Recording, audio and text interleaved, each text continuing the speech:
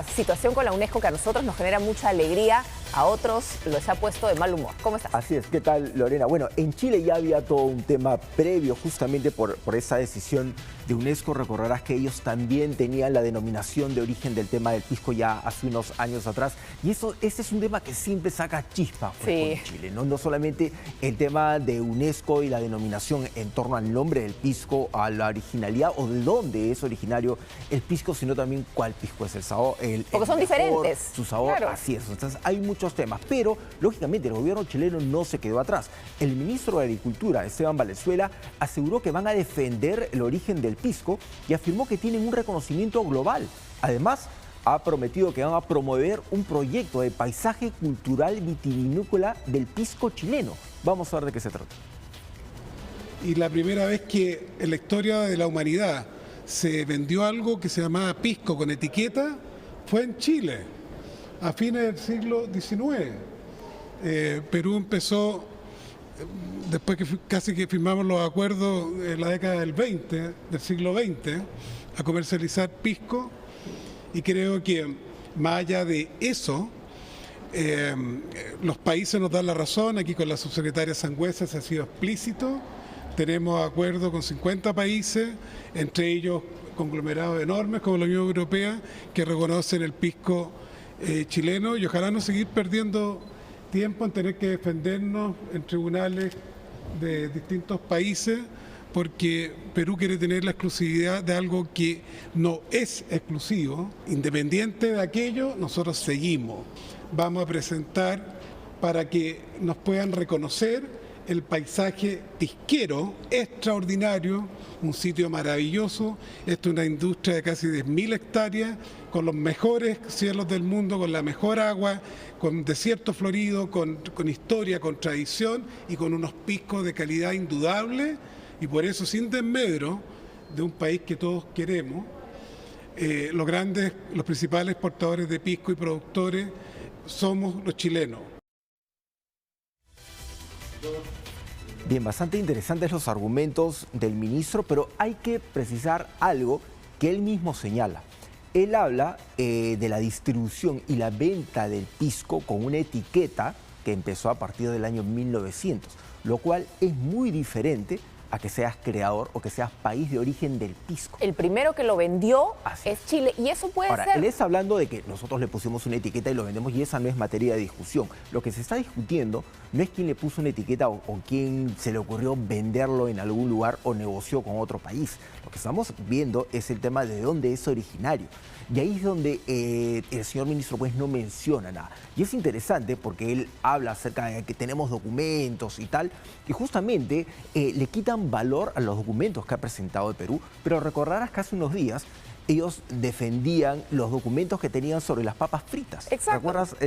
Pueden ser dos temas totalmente distintos, pero estamos hablando de antecedentes históricos que ellos defienden de manera fervorosa cuando se trata del origen, por ejemplo, de las papas fritas, pero los niegan cuando se tratan del origen del pisco, que obviamente ubican el origen en Perú. Y además, haber encontrado esos documentos es sumamente relevante para nuestro país. Primero, porque están en el Archivo General de la Nación. Y ojo, nosotros tenemos muchas cosas que se perdieron, que se quemaron, porque tuvimos una guerra con Chile. Exacto. Y quemaron muchos libros de la Biblioteca Nacional, muchos documentos históricos, mucho material no se pudo recuperar.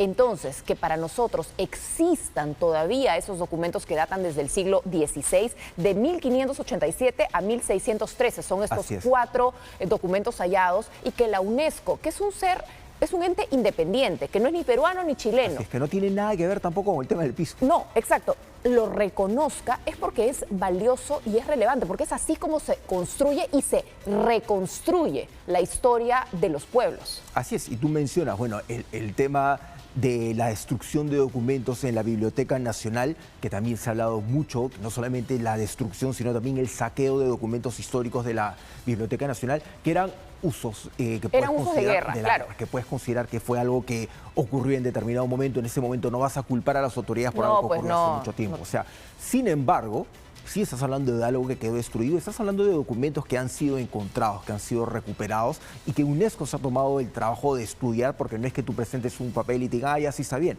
O sea, su autenticidad, todo. Estos documentos que ustedes están viendo en este momento en pantalla se someten a una evaluación rigurosa para ver que no han sido adulterados, para que corresponden a la época. Así es. Y todo esto es lo que ha tenido en cuenta UNESCO para entregar esta documentación al gobierno peruano. Lamentablemente ese es un tema que tiene ya mucho tiempo y estoy seguro que va a continuar por mucho tiempo. Nunca nos vamos a poner de acuerdo. Así es. Obviamente también hay un interés comercial muy fuerte. Sí, claro. Y eso porque el tema del pisco, la exportación de pisco es muy importante, tanto para la economía chilena como para la economía peruana. Hay que tener en cuenta que la exportación del pisco peruano ha ido repuntando en los últimos años. Si bien es cierto, ha tenido momentos en los que puede haber caído por factores climáticos, por factores X, ha remontado de manera muy importante y ha superado las cifras que tenía o la diferencia que tenía con el pisco chileno. Sí, todavía sigue siendo el pisco chileno el que más se produce o el que más se vende, pero poco a poco Perú ha ido avanzando, ha ido conquistando espacios, ha ido llevando el mensaje histórico que... Y ha ido sumando reconocimiento explica también. El pisco, el reconocimiento, pero ojo, mientras Perú y Chile se pelean por la denominación de origen, hay otros países que están haciendo pisco también. Por ejemplo, Argentina. Estaba hace poco en Argentina y tenían un trago con pisco. Y yo volteé y le dije, ¿y es pisco peruano o pisco chileno? Y volteó y me miró y me dijo, es pisco argentino. No entendía qué cosa estaba hablando, pero es un problema de fondo porque la denominación de origen le da un valor especial al producto, como cuando alguien vende espumante o vende champán. Así es, hay todo un tema detrás del origen histórico del pisco, pero hay grandes diferencias en torno a su preparación. Totalmente. O sea, en algún momento mencionaban el vínculo que tenía el pisco por la famosa grappa de Italia, por ejemplo.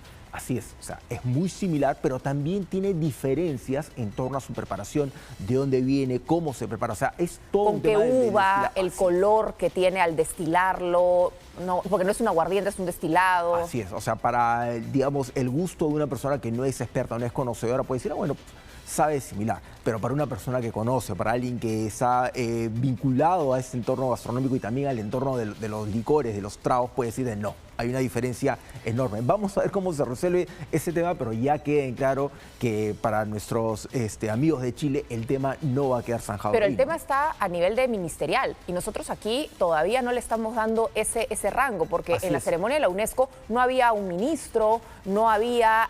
porque son temas ya casi de Estado y tienes que defender tu bebida de bandera desde las más altas esferas. Así es, lo importante es que haya una campaña también nacional importante para posicionar al Pero Perú, todo lo que tienen que hacer. Así es.